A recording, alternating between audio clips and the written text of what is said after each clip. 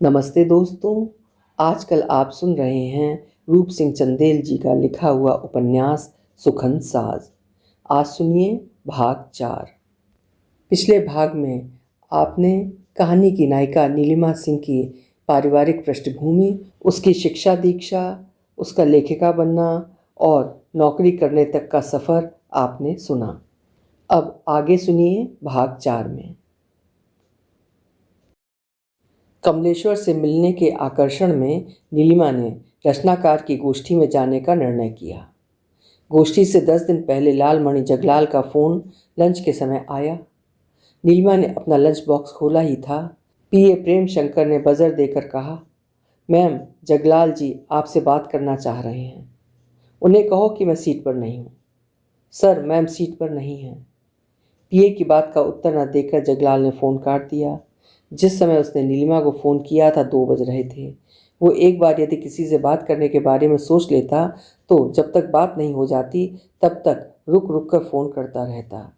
वो इस बात की परवाह नहीं करता कि कोई व्यस्त हो सकता है या सीट या घर पर नहीं हो सकता है। कभी तो मिलेगा ही, ये सोचकर वो फ़ोन करता रहता। कई बार उसके इस उतावलेपन के कारण उसे सुनना भी पड़ता, या यदि कोई व्यस्त होता फ़ोन उठाता और पहले हेलो ना बोलकर उधर की आवाज़ सुनने के लिए इंतज़ार करता। कुछ लोग ऐसा करते हैं जो या तो अधिक व्यस्त रहते हैं या ये उनके स्वभाव का हिस्सा हो जाता है। लालमणि की आवाज़ सुनकर वे बात ना करके तब तक के लिए रिसीवर नीचे उठाकर रख देते जब तक उनका काम समाप्त नहीं हो जाता।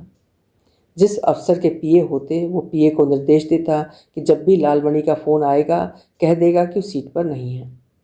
उसने उस दिन नीलिमा से बात करने का निर्णय किया हुआ था, क्योंकि सुबह उसे वसंत जी का फ़ोन आया था कि इस बार निमंत्रण पत्र छपने हैं, इसलिए वो नीलिमा से आज ही बात करके उन्हें सूचित करेंगे। निमंत्रण पत्र किसी प्रेस में नहीं छपवाते थे, टाइप करवा लेते थे। जब कोई विशेष कार्यक्रम करना होता तब साइक्लोस्टाइल करवा लेते थे। कमलेश्वर जी का नाम इस्तेमाल कर रहे थे, जबकि उन्हें ये सूचना भी नहीं थी कि रचनाकार बतौर अध्यक्ष के रूप में उनका नाम दे रही है। लेकिन चूंकि कमलेश्वर का नाम दिया जा रहा था, इसलिए गोष्ठी में उपस्थित होने के लिए कुछ अधिक लोगों को पत्र भेजे जाने थे और इसके लिए साइक्लोस्टाइल करवाना था। कभी कभी वसंत जी स्वयं लोगों को पोस्ट कार्ड भेजते थे, लेकिन वैसा तभी करते जब केवल 8-10 लोगों को ही सूचित करना होता। जानते थे कि दिल्ली में कितनी ही बल्कि हर मोहल्ले में साहित्यिक संस्थाएं हैं और अधिकांश माह में एक गोष्ठी करती हैं। रशियन कल्चरल सेंटर में प्रति शुक्रवार को कार्यक्रम आयोजित होता है। साहित्यकार कहाँ कहाँ जाए, इसलिए मानकर चलते थे कि 20 लोगों को सूचना दी जाने पर बमुश्किल 10 आएंगे। कई बार 4-5 लोग ही आते थे। उस दिन लालमणि के जल्दी फ़ोन करने का कारण था। 4 बजे कुछ लघु कथाकारों को उसने लघु कथा पाठ के लिए बुलाया हुआ था, जिसका सीधा प्रसारण होना था। 2:30 बजे उसने फिर फ़ोन किया। नीलिमा अपने सेक्शन अफसर के साथ एक केस डिस्कस कर रही थी। एक क्षण तक वो दुविधा में रही कि बात करे या पीए से कहलवा दे कि सीट पर नहीं है, लेकिन तभी सोचा कि कब तक टालती रहेगी। वो ये नहीं चाहती थी कि साहित्य की दुनिया में लोग उसे अहंकारी समझें। पीए के पूछने पर उसने कहा, लाइन पर दे दो। नीलिमा की आवाज़ सुनते ही प्रफुल्लित स्वर में लालमणि बोला, कैसी हैं नीलिमा जी? नीलिमा चुप रही। एक क्षण तक उत्तर की प्रतीक्षा करने के बाद वो बोला, सुबह वसंत जी का फ़ोन आया था। उन्होंने आज भी कमलेश्वर जी से बात की थी। कमलेश्वर जी ने आश्वस्त किया है। इस बार आपको कोई दुविधा तो नहीं? सर, ऑफिस के बारे में कुछ कहा नहीं जा सकता। ऑफिस तो चलता ही रहता है। गोष्ठी 4 बजे के बजाय शाम 5 बजे से प्रारंभ होगी, क्योंकि कमलेश्वर जी ने वही समय दिया है। यदि आपको ऑफिस आना भी होगा तब आप कुछ विलम्ब से पहुंच जाइएगा। कहेंगी तब हम गाड़ी भिजवा देंगे, लेकिन आएँ अवश्य, क्योंकि कमलेश्वर जी ने भी कहा है कि वो आपकी कहानी सुनने के लिए ही आ रहे हैं। नीलिमा अधिक देर बात नहीं करना चाहती थी। आप मुझे वसंत जी का पता नोट करवा दें, मैं ठीक समय पर पहुंच जाऊंगी। आप अपने घर का पता मुझे लिखवा दें, निमंत्रण पत्र आपके निवास पर पहुंच जाएगा, जगलाल ने कहा। निमंत्रण पत्र की आवश्यकता नहीं है लालमणि जी, वसंत जी का पता ही पर्याप्त होगा। समय आपने बता ही दिया है। निमंत्रण पत्र आपके ऑफिस भिजवा दूंगा। संकट होगा कि मेरे चपरासी को मंत्रालय में प्रवेश नहीं मिलेगा। एक क्षण चुप रहने के बाद लालमणि आगे बोला, कोई नहीं, मैं ही आ जाऊंगा। सर, आप निमंत्रण देने आने की परेशानी ना उठाएं, पता लिखवा दें, वही पर्याप्त होगा। और यदि अपने चपरासी को भेजेंगे तो वो रिसेप्शन से मेरे पीओ को फ़ोन करके उसे बुला लेगा। ठीक। नीलिमा फ़ोन काटने ही जा रही थी कि उसे लालमणि जगलाल की आवाज़ सुनाई दी। वसंत जी ये जानकर बहुत प्रसन्न होंगे कि आप आएंगी। नीलिमा ने उत्तर नहीं दिया। उसे उधर से कुछ कहने की आवाज़ सुनाई दी, लेकिन उसने फ़ोन काट दिया और पीओ को बजर देकर कहा कि प्रेमशंकर, राम नारायण के साथ एक केस डिस्कस कर रही हूँ, किन्हीं वसंत जी या इन साहब का दोबारा फ़ोन आएगा तो मुझे मत देना। जी मैम। नीलिमा की तब तक 8 कहानियाँ सारिका, धर्मयुग, साप्ताहिक हिंदुस्तान, कादम्बिनी, संबोधन और लहर में प्रकाशित हो चुकी थी। कहानियों के साथ पता लिखा लिफाफा भेजना होता, जिससे अस्वीकृत होने पर कहानी वापस उस तक पहुंच जाए। जब उसने सारिका में पहली कहानी भेजी थी तब साथ में पता लिखा लिफाफा नहीं भेजा था। उसका एक सहपाठी प्रफुल्ल कुमार भी कहानियाँ लिखता था। ये बात उसे मालूम नहीं थी। ये जानकारी उसे सारिका में अपनी कहानी प्रकाशित होने के बाद हुई थी। एक दिन कैंटीन में कॉफ़ी पी रही थी। प्रफुल्ल भी उसके साथ था। उसकी दोनों सहेलियां भी साथ थीं। प्रफुल्ल पत्रकारिता में अपना कैरियर बनाना चाहता था, जबकि साथ की दोनों लड़कियां अध्यापन में जाना चाहती थीं। एक का सपना पीएचडी करने का था, जबकि दूसरी का बीए के बाद बीएड करने का। प्रफुल्ल ने उसके साथ ही पोस्ट ग्रेजुएशन किया और टाइम्स ऑफ इंडिया की ओर से संचालित पत्रकारिता का कोर्स करके टाइम्स में नियुक्ति पाकर मुंबई चला गया था। जब तक वो दिल्ली में रहा उसके साथ संपर्क बना रहा था। टाइम्स में पत्रकारिता का कोर्स करने जाने से पहले तक वो हिंदी और अंग्रेजी में लिखता रहा। उसकी 2 कहानियाँ लघु पत्रिकाओं में प्रकाशित हुई थीं, जबकि आलेख दैनिक हिंदुस्तान और साप्ताहिक हिंदुस्तान में प्रकाशित हुए थे। नीलिमा 4वीं कक्षा में थी तब उसके पिता उसके लिए बाल पत्रिकाएं मंगवाने लगे थे। 6वीं में पहुंची तब उसने एक बाल कहानी लिखी। कई दिनों तक उसे अपने बैग में संभाल कर रखा। कई बार पढ़ा, लेकिन उसे लगा कि कहानी बनी नहीं, इसलिए उसने उसे फाड़ कर फेंक दिया। उसके बाद पढ़ाई का बोझ बढ़ता गया और पिता द्वारा ऑफिस से लाई गई पत्रिकाओं के वो केवल पन्ने ही पलट पाती रही। उन पत्रिकाओं को पढ़ने के लिए ना उसके पास समय होता और ना ही वे घर में एक दिन से अधिक रह पाती थीं। जनार्दन सिंह अगले दिन पत्रिकाएं वापस ले जाते थे। शाम कोई दूसरी पत्रिका ले आते। कॉलेज में प्रवेश के बाद वो घर में साप्ताहिक हिंदुस्तान, सारिका, धर्मयुग, कादम्बिनी, इलस्ट्रेटेड वीकली आदि पत्रिकाएं मंगाने लगी थी। उस बार सारिका उसके यहाँ नहीं पहुंची थी। प्रफुल्ल के हाथ में सारिका का नया अंक देख उसने उससे देखने के लिए मांग लिया। कॉफ़ी का ऑर्डर किया जा चुका था। वो सारिका के पन्ने पलट रही थी, जबकि उसके तीनों सहपाठी किसी विषय पर चर्चा कर रहे थे। पन्ने पलटते जैसी उसकी दृष्टि अपनी कहानी पर पड़ी, उसके मुंह से वाह निकला। प्रफुल्ल कुमार उसके साथ बैठा हुआ था, जबकि दोनों लड़कियां सामने बैठी थीं। उसके वाह कहते ही प्रफुल्ल की दृष्टि सारिका के उस पृष्ठ की ओर गई और कहानी के शीर्षक के नीचे नीलिमा सिंह का नाम पढ़ते ही उसने सारिका उसके हाथ से खींच ली। तो वाह इसके लिए था? पत्रिका सामने बैठी लड़कियों को दिखाता हुआ वो बोला। नीलिमा की कहानी प्रकाशित हुई है। फिर वो नीलिमा की ओर मुड़कर बोला, तुम्हारी ही है ना? नीलिमा संकुचित हो उठी। ग्रेट नीलिमा। सामने बैठी सहेली निरुपमा उठकर उसके पास आई और उसे खड़ा करके गले लगाते हुए बधाई देते हुए बोली, वंडरफुल नीलिमा, तुमने दिल खुश कर दिया। निरुपमा के हटते ही दूसरी सहेली वंदना ने अपनी सीट पर बैठे हुए कहा, कॉन्ग्रेचुलेशंस नीलिमा, हमें तुम पर गर्व है। उसकी बात को प्रफुल्ल कुमार ने पूरा करते हुए कहा, वो भी सारिका जैसी पत्रिका में? Do you know Nilima? Nilima Prafull की ओर देखने लगी।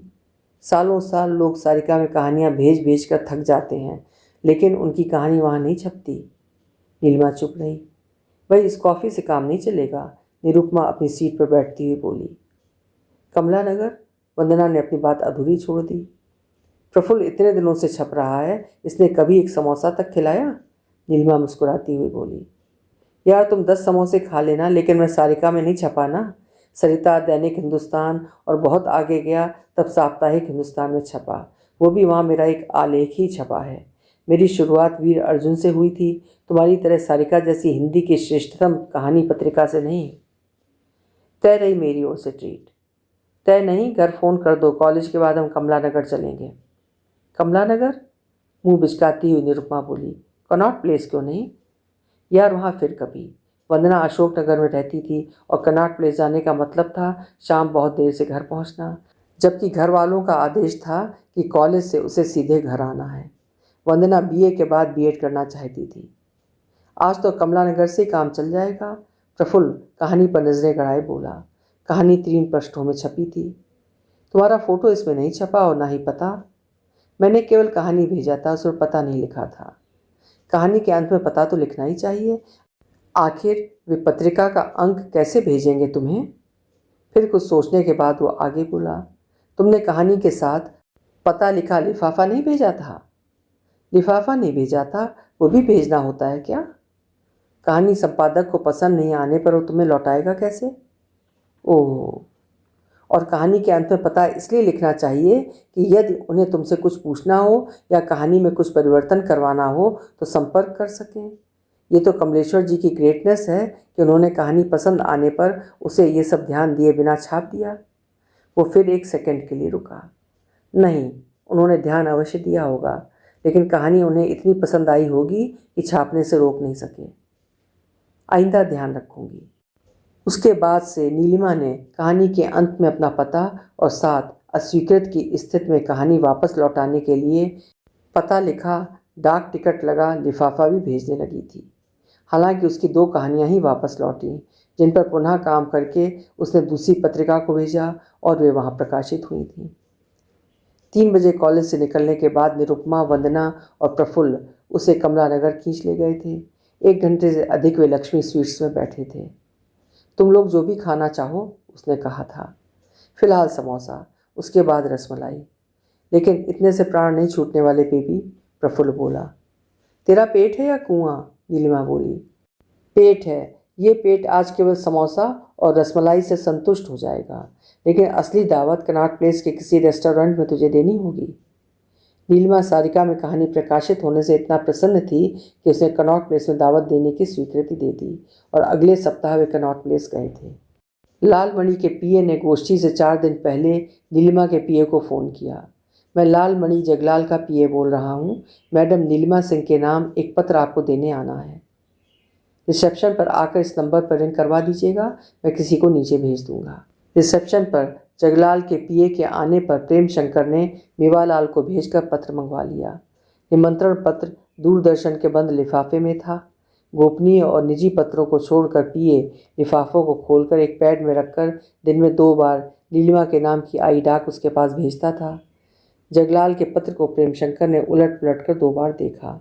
लिफाफे पर बाईं ओर दूरदर्शन का पता छपा हुआ था। मैडम का निजी पत्र है, उसने सोचा और उसे पैड पर रखकर तुरंत मेवालाल से नीलिमा के पास भेज दिया। अमूमन प्रेम शंकर सुबह प्राप्त डाक 12 बजे और उसके बाद आई डाक 4 बजे भेजता था, लेकिन उससे पहले या बाद में वो वही डाक भेजता जो निजी या अत्यावश्यक होती थी। मेवालाल लाल रंग का पैड मेज पर रखकर चुपचाप लौट गया। दूरदर्शन का लिफाफा देखते ही नीलिमा समझ गई कि लालमणि जगलाल ने गोष्ठी का निमंत्रण पत्र सरकारी लिफाफे में भेजा है। लोग निजी कामों के लिए सरकारी स्टेशनरी का दुरुपयोग क्यों करते हैं, उसने सोचा। बाबू अपने बच्चों के होमवर्क के लिए जब भी अवसर मिलता है रिम के रिम कागज उठा ले जाते हैं। पेन, रबर और पेंसिल तक नहीं छोड़ते। ये सब बहुत मामूली चीज़ें हैं, लेकिन मानसिकता इतनी भ्रष्ट हो चुकी है लोगों की कि अपने चंद रुपए बचाने के लिए वे ये छोटी छोटी चोरी करते हैं। अधिकारियों को बीवी बच्चों के लिए सरकारी गाड़ी चाहिए होती है। यहाँ तक कि JS बनवरी स्वरूप के घर AC भी मंत्रालय की ओर से लगवाए गए हैं। इसके बावजूद हम चाहते हैं कि देश विकास करे, दुनिया का सिरमौर बने। मंत्रियों और सांसद की बात ही क्या, वे आधुनिक भारत के राजा और सामंत हैं। 5 सालों में एक सांसद और विधायक इतना कमा लेता है कि 2 पीढ़ियां बिना कुछ किए जिंदगी जी सकती हैं। मंत्रियों के बारे में कुछ भी अनुमान नहीं लगाया जा सकता, शायद 10 पीढ़ियों का जुगाड़ कर लेते हैं। भ्रष्टाचार चरम पर है, गरीबी बढ़ रही है और ये सिलसिला शायद कभी नहीं रुकने वाला। भ्रष्टाचार जब खून में मिल जाता है वो कभी समाप्त नहीं होता, भले ही सैकड़ों साल बाद ये देश अमेरिका जितनी उन्नति कर ले। यहाँ आकर उसकी सोच रुकी। शायद ही ऐसा हो, उसने सोचा, लेकिन विकास तो होगा ही और उसके साथ नव धनाढ्यों की संख्या बढ़ती रहेगी। आज जो विधायक, सांसद और मंत्री हैं, कल इनके चुनाव हारने पर कोई नया आएगा। वे भी आ सकते हैं जिन्होंने कभी कल्पना भी नहीं की होगी, जो कल तक गांव में गोबर उठाते रहे लेकिन राजनीति में आ गए और जातिवाद स्वर अलापते हुए चुनाव जीत जाते हैं। वे एक ही बार में इतना कमा लेना चाहते हैं कि दोबारा यदि अवसर ना भी मिले तो भी 2 पीढ़ियों की निश्चिंतता सुनिश्चित कर सकें। उसने लिफाफा खोला और साइक्लोस्टाइल्ड निमंत्रण पत्र देखकर सोचा। निमंत्रण पत्र का ऐसा शोर मचा रखा था लालमणि और वसंत जी ने कि ऐसा लगता था कि किसी प्रेस से छपवाएंगे। कमलेश्वर जी के नाम का कुछ ख्याल रखा होता। साइक्लोस्टाइल्ड पढ़ने में भी ढंग से नहीं आ रहा। उसने पत्र को लिफाफे में रखा और लिफाफे को अपने पर्स में रखकर फाइल देखने लगी। कुछ देर बाद ही लालमणि का फ़ोन आ गया। उसने अंदर से फ़ोन लॉक नहीं किया था। कई बार आवश्यक फ़ोन होता और पीए सीट पर नहीं होता तब 2-3 बार घंटी बजने पर फ़ोन उठा लेती थी। हालांकि ऐसा कम ही होता था, क्योंकि पीए जब भी कुछ देर के लिए भी कहीं जाता मेवालाल को कह जाता कि फ़ोन आने पर वो अटेंड कर लेगा। लेकिन उस समय मेवालाल भी नदारद था और पीए वॉशरूम गया था। यद्यपि पीए वॉशरूम तभी जाता जब मेवालाल होता, लेकिन उस समय देर से मेवालाल गायब था। वास्तव में नीलिमा ने उसे तीसरी मंजिल में जेएस के पीए को एक फाइल देने के लिए भेजा था और वो जेएस के चपरासी के साथ गप के साथ बीड़ी का आनंद लेने लगा था। प्रेम शंकर के सीट पर होने से मेवालाल निश्चिंत रहता और जब भी कहीं जाता तब 5 मिनट के बजाय 10-15 मिनट लगा कर आता। प्रेम शंकर जब उससे देर का कारण पूछता तो कहता, सर मैडम के कमरे के बाहर अकेले बैठे बैठे चूतर दुखने लगते हैं। कुछ देर मिलते हैं किसी के पास खड़े होकर उस दुखन को दूर करने के लिए तो आप डांटने लगते हैं। बेवकूफ़, मैं दिन भर सीट से चिपका रहता हूँ, मैं किससे अपना दुखड़ा रोऊं? मेरे क्या चूतर नहीं है? सर आप तनख्वाह भी तो मुझसे 4 गुना लेते हैं। जो जितनी अधिक तनख्वाह लेता है उसे उतना अधिक अपने दुखाने होते हैं। फिर आपने पिछले जन्म में पाप किए होंगे कि पीए बने। तू चपरासी बना तो तूने जरूर उस जन्म में पुण्य किए होंगे। सर हम दोनों ने बड़े पाप किए होंगे वरना आईएएस बने होते। प्रेम शंकर मुस्कुरा कर चुप रह जाता। मेवालाल जिस समय वहां गया प्रेम शंकर पेशाब लगी होने के बावजूद कुछ देर पहले नीलिमा द्वारा दिए गए डिक्टेशन को टाइप कर रहा था। नोटबुक के 4 पेज बचे थे, इसलिए चाहता था उन्हें टाइप करके टाइप मैटर नीलिमा को देकर पेशाब करने के लिए जाएगा। टाइप समाप्त करके वो लेटर नीलिमा को देने के लिए जब अपने केबिन से बाहर निकला मेवालाल नहीं था। नीलिमा को टाइप मैटर देकर उसे लगा कि यदि वो वॉशरूम नहीं गया तब पैंट गीली हो जाएगी। वो 2 मिनट तक मेवालाल की प्रतीक्षा करता रहा, लेकिन जब वो नहीं आया तो तेजी से वॉशरूम की ओर बढ़ा। 1 मिनट बाद ही उसे अपने फ़ोन की घंटी बजती सुनाई दी। उसे अपने फ़ोन की घंटी की पहचान थी। पहले भी 1-2 बार ऐसा होने पर और मेवालाल के ना होने पर वो बीच में पेशाब करना रोक कर घंटी सुनने के लिए दौड़ आया था, लेकिन इस बार ऐसा न कर सका। पेशाब का जोर ही इतना अधिक था कि वैसा करना संभव ही नहीं था। जब वो लौटा फ़ोन नीलिमा ने उठा लिया था।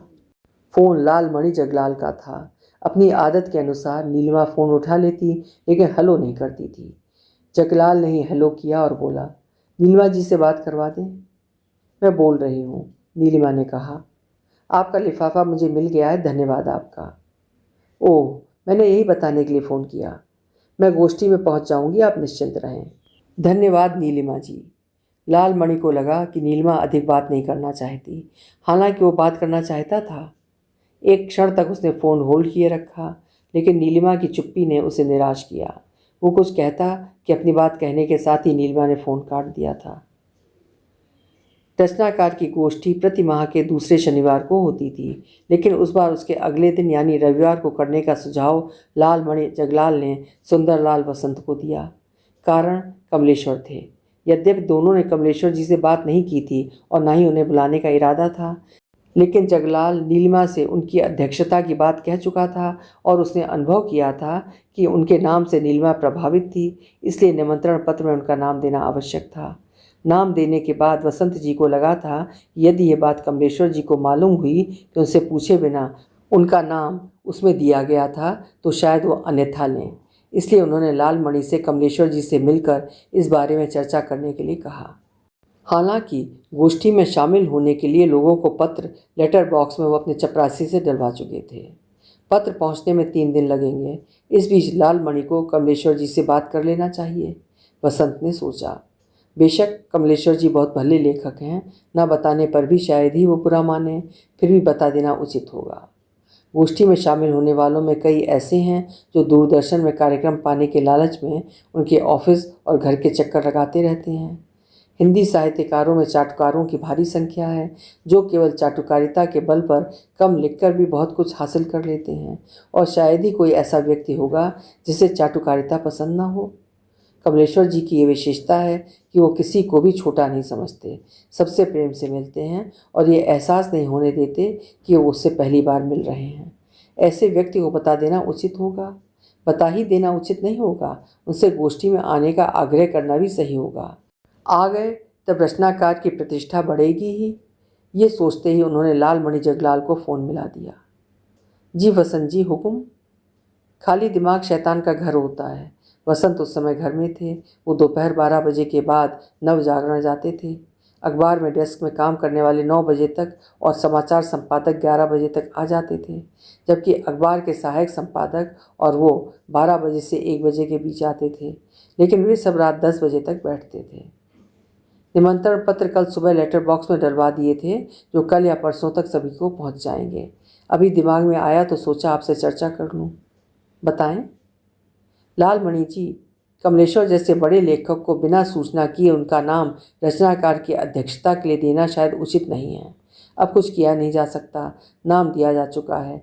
यदि वो बम्बई में होते तब बात कुछ और होती, लेकिन वो दिल्ली में हैं और आपके दूरदर्शन में इतने बड़े पद पर हैं।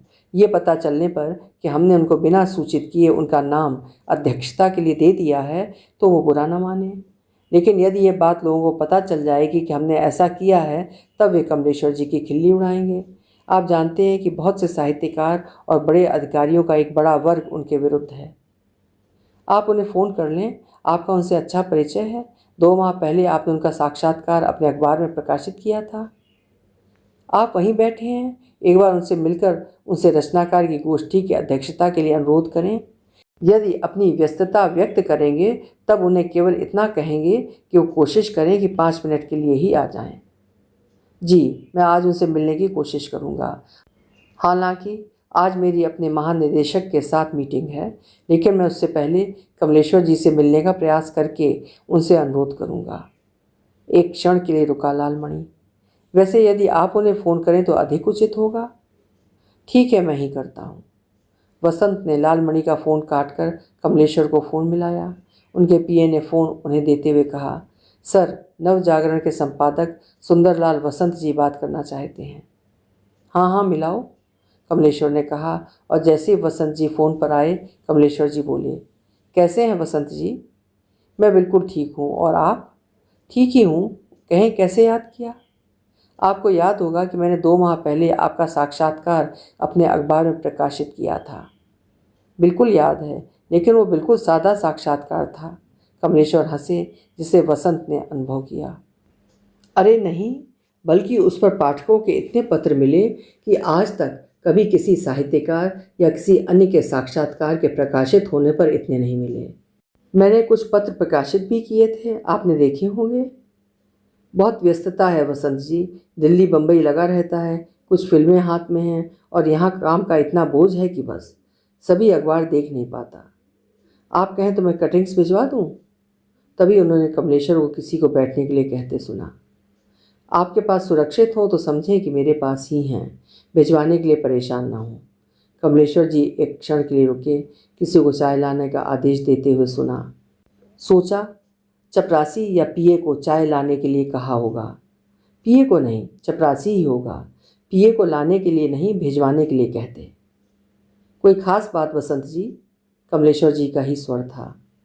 आप मेरी साहित्यिक संस्था रचनाकार के बारे में जानते हैं। प्रति माह के दूसरे शनिवार को हम गोष्ठी आयोजित करते हैं। इस शनिवार के बजाय रविवार को करना चाह रहे हैं और चाहते हैं कि आप उसकी अध्यक्षता करें। ओ वसंत जी, बहुत व्यस्तता है, अभी निश्चित नहीं है, लेकिन संभव है कि रविवार की सुबह की फ़्लाइट से मुझे बम्बई जाना पड़े। यदि नहीं जाते तब तो आ ही सकते हैं, तब भी शायद संभव नहीं हो पाएगा। आप यदि अन्यथा ना लें तो? हाँ हाँ कहें, अन्यथा क्यों लेना, और वो भी आप जैसे वरिष्ठ संपादक की बात को अन्यथा लेना। अरे कमलेश्वर जी, काहे को खिंचाई कर रहे हैं? कमलेश्वर जी ने ठहाका लगाया। क्या कहना चाह रहे थे? यही कि मैं निमंत्रण पत्र में आपका नाम अध्यक्षता के लिए डलवा देता हूँ। आप यदि 5 मिनट का भी समय निकाल कर आ जाएंगे तो मेरी इज्जत रह जाएगी। कमलेश्वर जी ने फिर ठहाका लगाया।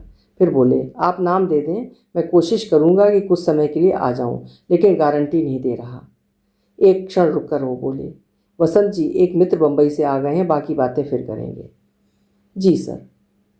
कमलेश्वर जी से बात करने के बाद वसंत जी ने लालमणि जगलाल को फ़ोन किया और उनके साथ हुई बातचीत बताई। आप निमंत्रण पत्र टाइप करवाकर आज या कल कमलेश्वर जी को भिजवा दें। इसी बात के लिए आपको फ़ोन किया था। आपके पास साइक्लोस्टाइल्ड पत्र हैं, एक लिफाफे में डालकर उनके पीए के पास भिजवा दें। वसंत जी, कैसी बात कर रहे हैं आप? आपने देखा है कि वो कितना ख़राब है, उनके लिए साफ टंकित पत्र भिजवाइए। ठीक।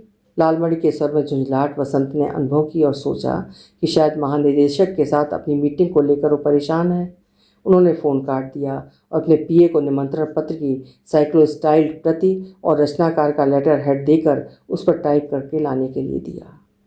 नीलिमा ठीक समय पर लोधी रोड स्थित सुंदरलाल वसंत के यहाँ पहुंची। तब तक केवल शालिनी, अंजला और लालमणि जगलाल ही वहाँ पहुँचे थे। सभी वसंत के सरकारी बंगला नुमा मकान के लॉन में बातें करते हुए टहल रहे थे। जैसे ही नीलिमा का ऑटो गेट के सामने रुका, सभी का टहलना रुक गया और निगाहें आगंतुक के ऑटो से उतरता देखने के लिए उधर टंग गईं। नीलिमा को देखते ही लालमणि बोला, नीलिमा जी आ गईं, और वो गेट की तरफ नीलिमा को रिसीव करने के लिए बढ़ा। लालमणि को गेट की ओर जाता देख वसंत भी उसके पीछे उस ओर बढ़े। नीलिमा अभी फुटपाथ पर चढ़ ही रही थी कि लालमणि और वसंत गेट तक पहुंच गए। स्वागत है नीलिमा जी इस गरीब खाने में आपका, गेट पर रुककर वसंत बोले। नीलिमा ने हाथ जोड़कर नमस्कार किया। उसने लालमणि के नमस्कार का भी उत्तर दिया। शालिनी और अंजला इस सबसे अप्रभावित लॉन में बात करते हुए टहलने लगी थीं। ऐसा लग रहा है कि ये दोनों किसी नई कहानीकार का नहीं बल्कि किसी वरिष्ठ कथाकार का स्वागत कर रहे हैं। शालिनी ने मुंह सिकुड़ते हुए कनखियों से गेट की ओर देखते हुए कहा, तुम देख रही हो ना कि लालमणि कैसे उसके सामने बिछसा रहे हैं। अंजलि बोली, मुश्किल से 7-8 कहानियाँ प्रकाशित हुई हैं, लेकिन दोनों ऐसे बिछ रहे हैं मानो। शालिनी सोच नहीं पाई कि वो किस बड़ी लेखिका का नाम ले। हमारी इससे अधिक कहानियाँ प्रकाशित हो चुकी हैं, लेकिन ये हमारे साथ इस प्रकार बातें करते हैं जैसे हमने अभी कहानियाँ लिखना प्रारंभ किया है। कहती हुई मकान के पीछे की ओर बढ़ी। शालिनी ने एक नज़र नीलिमा को लेकर आते लालमणि और वसंत की ओर देखा और अंजला के साथ हो ली। मेरा एक कहानी संग्रह तैयार है, जल्दी ही किसी प्रकाशक को देना है। अच्छा? अंजला चौंकी। तुम्हारी कहानियाँ भी तो इतनी हो चुकी होंगी कि तुम भी अपना संग्रह छपवा सको। यार, एक समस्या है। मेरी अधिकांश कहानियाँ सरिता और मुक्ता में छपी हैं और उन्होंने उनका कॉपीराइट ले रखा है। एक कहानी कादम्बरी और एक साप्ताहिक हिंदुस्तान में छपी थी। एक वसंत जी ने विकल्प में छापा था। उनके बल पर तो संग्रह तैयार नहीं हो सकता। अंजला चेहरे पर उदासी लाते हुए बोली, मेरी कौन सी सभी कहानियाँ धर्मयुग, सारिका और साप्ताहिक में छपी हैं? मेरी तो एक विकल्प में और एक कादम्बरी में प्रकाशित हुई थी। शेष तुम्हारी तरह सरिता, मुक्ता, वीर अर्जुन और एक लघु पत्रिका में प्रकाशित हुई थी। उस लघु पत्रिका का नाम इस समय याद नहीं आ रहा। बिहार के किसी शहर से निकलती थी, अब शायद बंद हो गई है। तो क्या तुमने सरिता मुक्ता की कहानियाँ भी इसमें शामिल कर ली हैं? अंजला ने उत्साहित स्वर में पूछा। तभी उन्हें सुंदरलाल वसंत की आवाज़ सुनाई दी। अरे, तुम दोनों कहाँ जा रही हो? नीलिमा जी आ गई हैं, कमलेश्वर जी भी आने वाले होंगे। दोनों ने मुड़कर पीछे देखा, लेकिन उत्तर न देकर आगे न बढ़कर वहीं रुक गई, जैसे उन्होंने वसंत की आवाज़ सुनी ही नहीं थी। कहानी की स्वीकृति भेजते समय दिल्ली प्रेस जो अनुबंध भेजता है उसमें कॉपीराइट लेने की शर्त होती है, लेकिन अनुमति मांगने पर वे संग्रह में छपवाने की अनुमति दे देते हैं। मुझे प्रचंड जी ने बताया था। प्रचंड जी कौन? तुम नहीं जानती? वापस लौटते हुए शालिनी ने कहा। उसने देखा कि वसंत लालमणि नीलिमा को लेकर वसंत जी के ड्राइंग रूम की ओर चले गए थे। उन्होंने गणेश्वर को टांगे लड़जाते हुए गेट से अंदर आते देखा। वो लगभग 50 वर्ष के, लंबे, मोटे, बड़ी आंखें, पायजामा पर लाल नीली धारियों वाले कुर्ते पर निकले पेट को हिलाते ड्राइंग रूम की ओर बढ़ रहे थे। उनकी टांगें टेढ़ी थीं और भारी शरीर के कारण वो लरजते हुए चलते थे। गणेश्वर ऐसे चल रहे हैं जैसे धुत होकर आए हैं, शालिनी बोली। सुना है कि ये बिना पिए घर से नहीं निकलते। अंजला ने शालिनी की ओर देखा। तुमने प्रचंड के बारे में बताया नहीं? जयप्रकाश प्रचंड तुम नहीं जानती? जानती तब पूछती क्यों? कवि हैं, किसी अखबार में उप संपादक हैं, शायद हिंदुस्तान में या नव भारत टाइम्स, मुझे ठीक से मालूम नहीं है, लेकिन कविताएं अच्छी लिखते हैं। तुम्हें पता होगा कि मेरे बड़े भाई भी कविताएं कभी लिखा करते थे। आत्माराम में पढ़ते थे दोनों साथ। उनके 3 और मित्र थे, सभी भुवन चंद्र जोशी के शिष्य थे। उनके शिष्यत्व में चारों कविताएं लिखते थे। कॉलेज से निकलने और नौकरी और घर में व्यस्त होने के कारण भाई साहब ने तो कविताएं लिखना बंद कर दिया, लेकिन प्रचंड जी आज भी लिख रहे हैं। भाई साहब से मिलने कभी कभी आते हैं। पिछले दिनों उनके कविता संग्रह का लोकार्पण था, अखबार में समाचार थे। मैंने नहीं देखा। कोई बात नहीं, हम सभी के बारे में नहीं जान सकते। वैसे प्रचंड जी इतने नामी कवि भी नहीं हैं कि उन्हें सभी जाने। शालिनी मुस्कुराई। एक दिन मेरे घर आए तो मैंने चर्चा की। उनकी कविताएं भी कभी सरिता मुक्ता में छपती थी। फिर मैं भी अपनी कहानियों के लिए कल ही दिल्ली प्रेस को पत्र लिखूंगी। संग्रह आना आवश्यक है। बिल्कुल। ड्राइंग रूम के सामने दोनों रुक गईं। ये आभास होने के बाद कि शालिनी और अंजला दरवाजे के बाहर रुकी हुई हैं, वसंत ने दोनों के नाम लेकर आवाज़ दी।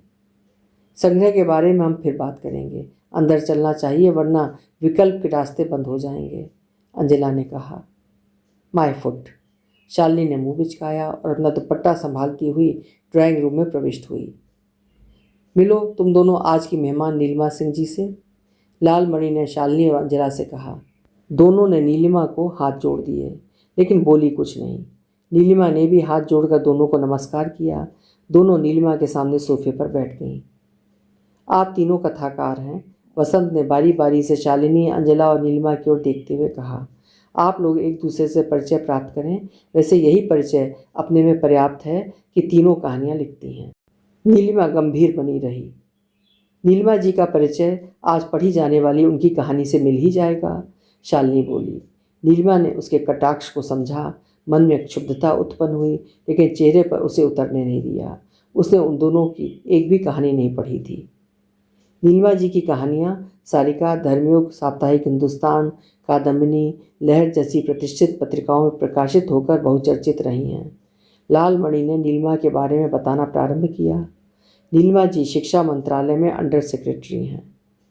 मिलकर प्रसन्नता हुई नीलिमा जी, गणेश्वर बोले, लेकिन शालिनी और अंजला चुप रहीं। नीलिमा ने गणेश्वर की ओर हाथ जोड़ दिए। तभी कंधे पर जूट के थैले लटकाए, जींस पर खादी के कुर्ते पहने 2 अधेड़ प्रकट हुए। वे गजाधर और शंखधर थे। स्वागत है गजाधर जी, शंखधर जी, मुस्कुराते हुए वसंत बोले। यदि मैं गलत नहीं तो सामने नीलिमा सिंह जी बैठी हैं, गजाधर ने कहा। नीलिमा ने हाथ जोड़ दिए। सही पहचाना, लालमणि बोले। उसने कनखियों से शालिनी और अंजला की ओर देखा। दोनों के चेहरों पर तनाव था। वो प्रारंभ से अनुभव कर रहा था कि नीलिमा की उपस्थिति उन दोनों को अच्छी नहीं लग रही थी। कौओं के बीच एक मैना की उपस्थिति। कल तक दोनों रचनाकार की सम्मानित कथाकार थीं। क्या गजब कहानियाँ लिखती हैं नीलिमा जी। पिछले दिनों साप्ताहिक हिंदुस्तान में प्रकाशित आपकी कहानी में आपने नारी की विडंबना और पीड़ा को जिस प्रकार चित्रित किया है, वो अद्भुत है।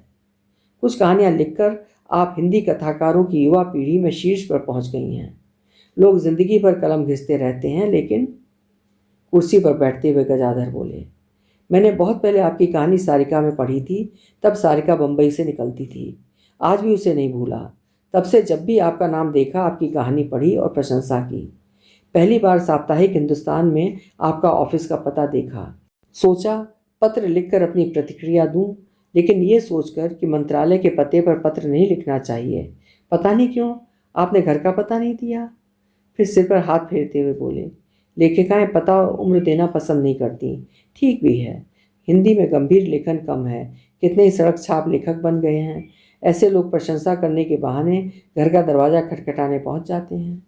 मंत्रालय तो कोई जाएगा नहीं। वो फिर एक सेकंड के लिए रुके। मैं आपका नाम पढ़ता और जिस प्रकार की गंभीर कहानियाँ आपकी पढ़ता तो सोचता कि आप उम्र दराज महिला हैं, लेकिन देख रहा हूँ कि आप 30-32 साल की युवती हैं।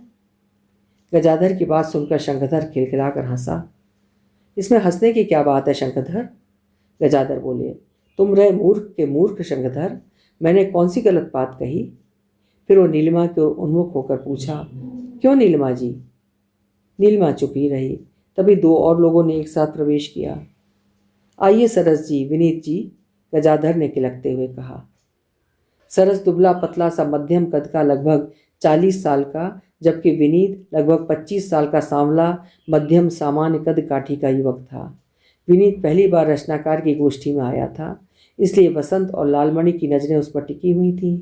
उनके देखने के भाव को समझते हुए गजाधर बोले, वसंत जी, विनीत सरस जी के शागिर्द हैं। कुछ दिनों से कविताएं लिखना प्रारंभ किया है।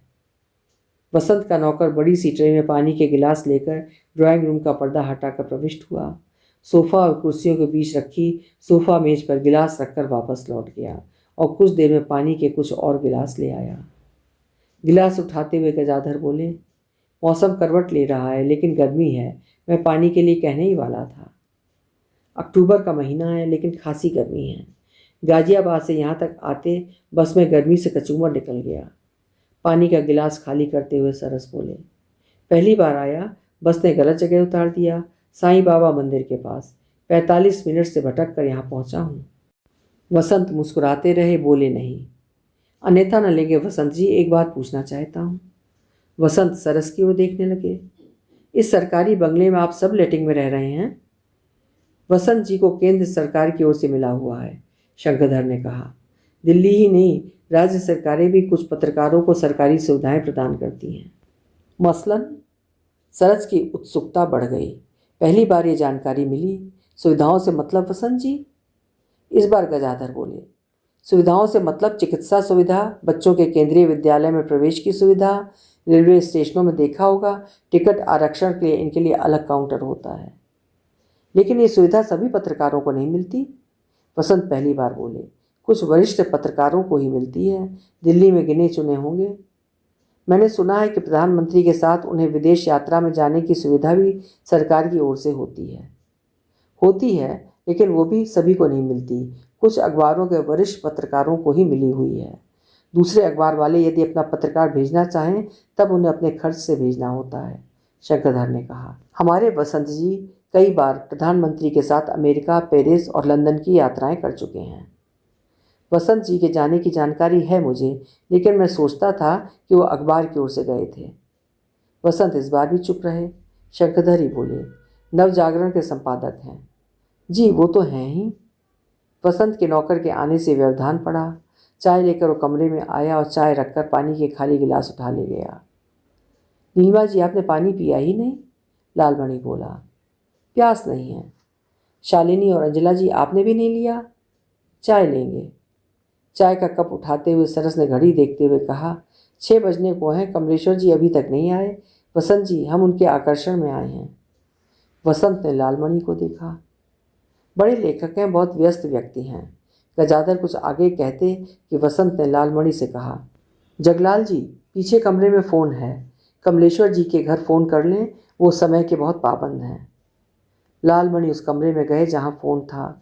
वो कमरा किचन के साथ था। किचन में नौकर और उसकी पत्नी थे। लालमणि को देखकर नौकर सिकुड़ कर खड़ा हो गया, जबकि उसकी पत्नी ने हल्का सा घूंघट निकाल लिया। वसंत का नौकर अधेड़ था, लेकिन लालमणि ने अनुभव किया कि उसकी पत्नी 30-32 वर्ष की थी। उसे मालूम था कि उस मकान के पीछे की ओर एक सर्वेंट क्वार्टर था, जिसे उन्होंने अपने दफ्तर के एक चपरासी को दे रखा था। वसंत की पत्नी की 5 वर्ष पहले मृत्यु हो चुकी थी। एक बेटी थी। पढ़ने के लिए वो 3 साल पहले ऑक्सफोर्ड विश्वविद्यालय गई थी। एक जर्मन युवक से उसे प्रेम हुआ और दोनों ने विवाह कर लिया। वसंत के कार्यालय के एक अन्य पत्रकार ने लालमणि को बताया था कि पहले वसंता नाम का ये चपरासी वसंत का ही चपरासी था, जिसने अपनी पहली पत्नी की मृत्यु के बाद उस युवती से दूसरा विवाह किया था। पहली पत्नी से उसे कोई संतान नहीं थी। उसकी पहली पत्नी की मृत्यु के बाद वसंत जी ने उसे अपने सर्वेंट क्वार्टर में आने के लिए कहा था। उनकी पत्नी की भी मृत्यु हो चुकी थी। वसंता ने उनका किचन संभाल लिया था। बंगले के लॉन के लिए उन्होंने एक माली और कमरों आदि की सफाई के लिए एक मेड की व्यवस्था पहले से ही थी। वसंता के दूसरे विवाह के बाद उसकी युवा पत्नी ने वसंत जी का किचन संभाल लिया था। ये प्रशासनिक निर्णय था या वसंत की सिफारिश से वैसा हुआ था? वसंता के विवाह के 1 माह बाद ही उसे वसंत जी के पास से हटाकर प्रशासनिक विंग में बैठा दिया गया था। दफ्तर में लोगों के स्थानांतरण एक स्थान से दूसरे स्थान में होते रहते हैं, लालमणि ने उस पत्रकार से कहा था। वो पत्रकार भी कविताएं लिखता था और एक अन्य संस्था की गोष्ठी में उसकी उससे मुलाकात हुई थी। जब लाल मणि ने उसे रचनाकार में आने के लिए कहा तब वो बोला, नहीं बॉस, वहाँ नहीं आऊँगा। क्यों? वो संस्था मेरे संपादक की है और वसंत जी को मैं और वो मुझे पसंद नहीं करते। आप क्यों नहीं करते? आपके बॉस हैं। उनका नेताओं के सामने बिच बिच जाना मुझे पसंद नहीं है। आप वामपंथी हैं, लेकिन आपके लोग भी तो सत्ता से लाभ उठाने के लिए उनके तलवे सहलाते हैं। सभी नहीं। वसंत जी वही कर रहे हैं जो इस पद पर आने के लिए दूसरे करते हैं। अखबार के मालिकों के संपर्क राजनीतिकों से होते हैं, सीधी सी बात है। लेकिन बसंता के बारे में आप कुछ कह रहे थे। ऑफिस में तरह तरह की चर्चा है। क्या? बसंता को अपने पास से हटाकर वसंत जी ने उसे ये एहसास करवाया है कि उसकी नौकरी उनकी मेहरबानी पर है। वो तो चपरासी है। आप सबकी नौकरी संपादक की मेहरबानी पर नहीं है। नहीं, हमारी यूनियन है, जो स्थायी हो चुके हैं उन्हें हिला भी नहीं सकते हैं। चपरासी यूनियन का हिस्सा नहीं होते। डर के कारण नहीं होते, और यूनियन के बारे में आप शायद नहीं जानते। क्या? यही कि वे उनके लिए ही लड़ते हैं जो उनके काम के होते हैं। चपरासी उनके किसी काम के नहीं होते। इसलिए यदि कोई चपरासी यूनियन का सदस्य भी बन जाता है तब उसका मामला आने पर वे केवल उसके लिए लड़ने का नाटक करते हैं। अंततः होता वही है जो मालिक या संपादक चाहते हैं। आपने कहा कि बसंता को वसंत जी ने झटका दिया। अखबार में चर्चा ये है कि वसंत जी की पत्नी है नहीं और वो बूढ़े भी नहीं हैं। आप समझ सकते हैं। मतलब कि बसंता की पत्नी के साथ। अखबार में तो यही चर्चा है। सुना है कि बसंता की दूसरी बीवी सुंदर है और उससे 20 साल छोटी है। बसंता की पत्नी के घूंघट लेने से पहले लाल मणि ने उसे देख लिया था। वो मध्यम कद, भरी देह यष्ट की गोल चेहरे वाली गोरी सुंदर युवती थी। वो इतना ही देख पाया था। आप सुन रहे थे रूप सिंह चंदेल जी का लिखा उपन्यास सुखन साज का भाग 4। उपन्यास की कहानी जारी रहेगी अगले भाग 5 में।